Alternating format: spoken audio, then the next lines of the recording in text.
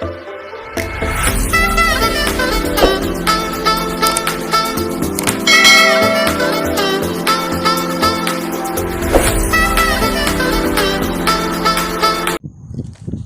day sa inyo mga kabaro. I'm Cadet Mate Chiefman Arcebal. So, for today's video po is i-discuss ko sa inyo yung firing a boiler correct procedure sequence of steam boiler plant operation. So, let's go guys.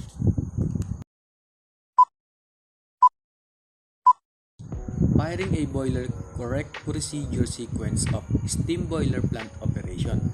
So, yung first procedure po natin is kailangan yung mga following valves po is open, such as yung feed tank delivery valve, main and auxiliary feed water stop valves, air vent valve, cascade tank delivery and circulating valve, condenser inlet and outlet.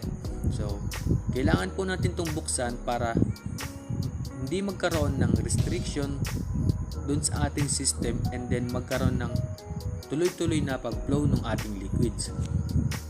Next procedure po is kailangan yung level of the tank is to be checked, which is yung ating feed tank, cascade tank, steam drum, fuel service tank.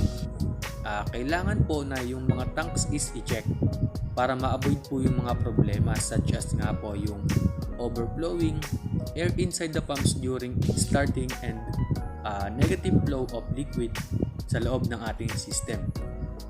Next procedure po is kailangan po yung mga equipment or devices is switch on such as main breaker, circulating and feed pumps and burner control. So, kailangan natin i-switch on po yung main breaker para magkaroon ng supply ng electricity dun sa ating boiler, and also yung circulating pump na nagre-remove po ng hot water from the tank and then isi-circulate niya po ito dun sa mga pipes, and then yung fuel burner po na nagpo-provide ng heat input by combusting fuel.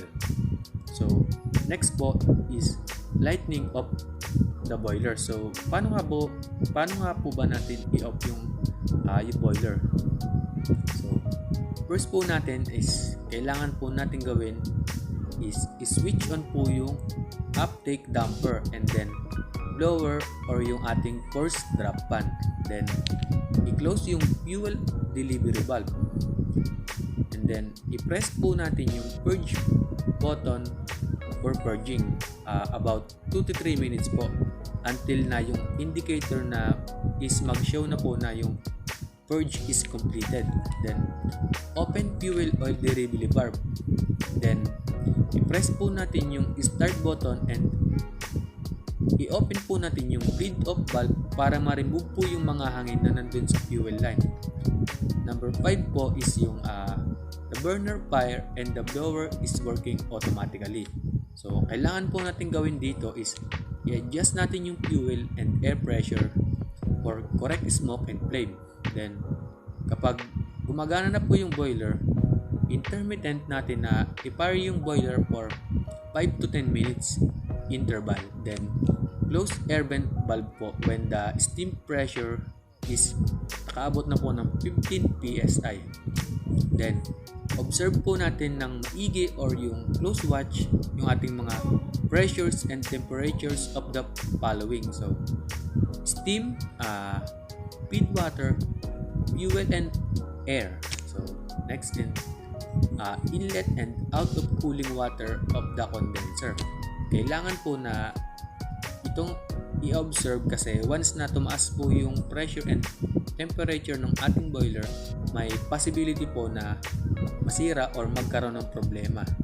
Then, next po is yung kailangan po na i-check po natin yung mga level ng mga following tanks such as cascade tank, feed tank, boiler drum, fuel oil tank. So, para po ma-avoid yung problema and also ma-prevent po natin yung overflowing dun sa ating system. That's all mga kabaro. Sana nag-enjoy kayo. Thank you.